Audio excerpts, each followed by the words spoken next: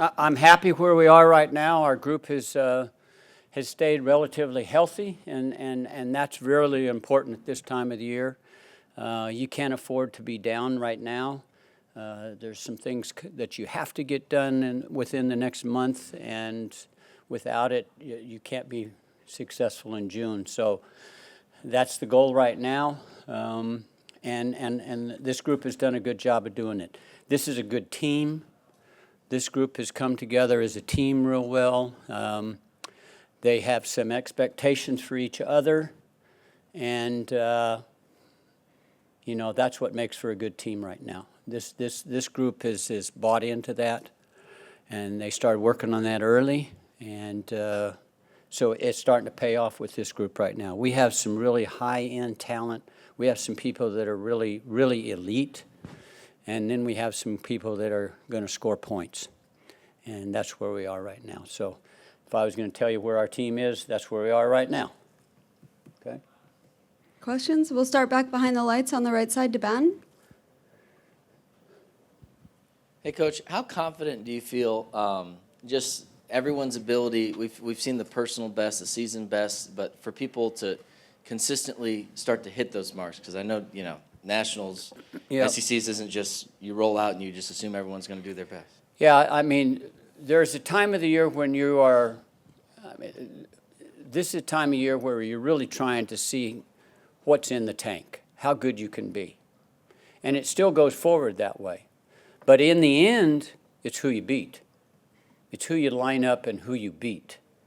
Sam Whitmarsh is got one of the top 2 or 3 times in the world right now. And he's going to get better. But he might not run that fast to try to win the national championship and or the SEC championship. So it's about who you beat in some of these most important competitions coming forward. And I think that can get lost in this whole thing. And I have to keep my athletes understanding that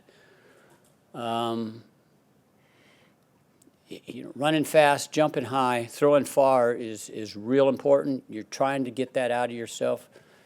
But when it really starts counting down to the end, when the team is trying to win a championship, it is about who you beat.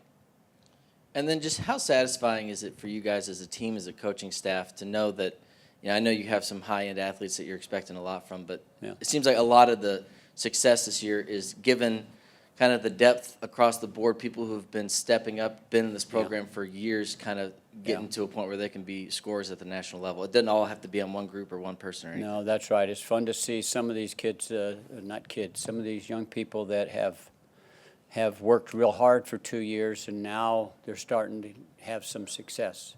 And that's extremely difficult with young people today to keep that motivation, keep that going, and get your butt beat, and keep getting your butt beat, and keep not running fast, and keep getting your tail end beat. It might be 2 years. And all of a sudden, now you're the person that's able to do it at a level that you can be successful. So, yeah, that's really satisfying to see, and we've got a number of that kind of people in our group. We'll stay back behind the lights on the left side to Daryl. Coach, coming into your last home meet, what's that like for your athletes? I know they didn't get to compete at home last year, but competing at home, not having to be in a hotel room, that's special for them because that's a level of comfort that they enjoy. Are you anticipating there being some, pretty good numbers produced in this last home meet? You know, Daryl, we kind of been on a hard, easy schedule. And you can beat the daylights out of an athlete if you keep going hard. So this meet falls right after a meet down at Florida that we had 8 SEC schools, and we had 8 or 10 schools that were non-SEC schools that were ACC or whatever that were very competitive people, and even so last week's meet was really, really good.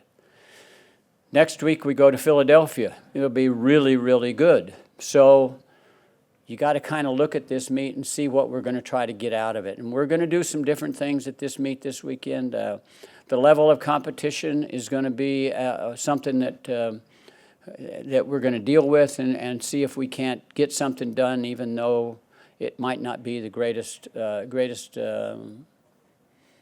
of teams coming in here that we've had. So this will be a competitive meet in some events and not in all events.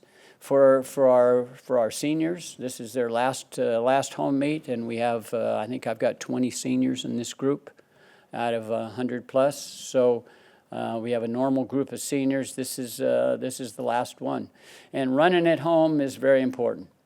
Having your parents here is very important to our athletes, and that's an environment that home allows you to do. We've got 111 athletes, and I think I've got 92 are Texans. So it tells you we have a lot of people from right here in Texas that come and watch our team run. We'll stay on TV row, go back to Ben. Coach, just speaking to those seniors, how much have they meant to this program, especially like we talked about, kind of mentoring some of those people along the way? Yeah, they are people that a Lamar Diston who isn't a real verbal person, but she's a heck of an athlete and a heck of a competitor. And I don't care what discipline you're in, if you watch Lamar Diston and the amount of work she does to be successful, then it helps you, no matter what you're doing. So, yeah, this is a good group of seniors.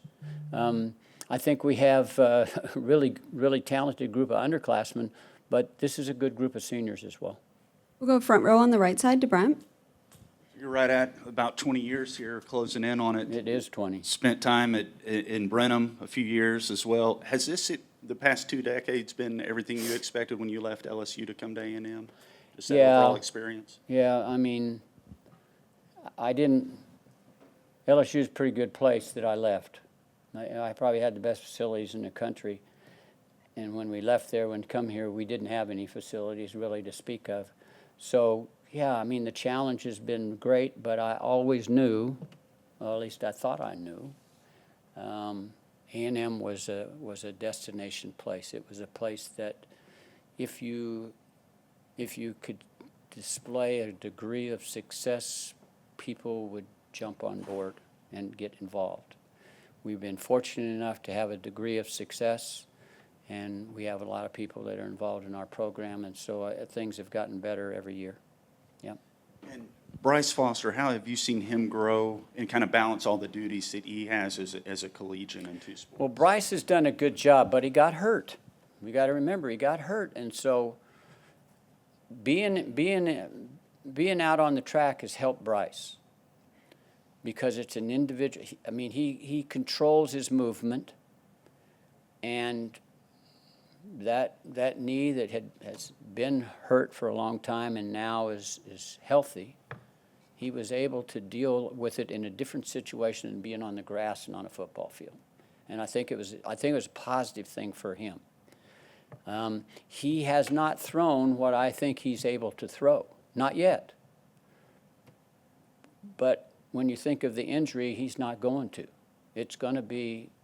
He may reach a potential at the end of this season. He may get close to it.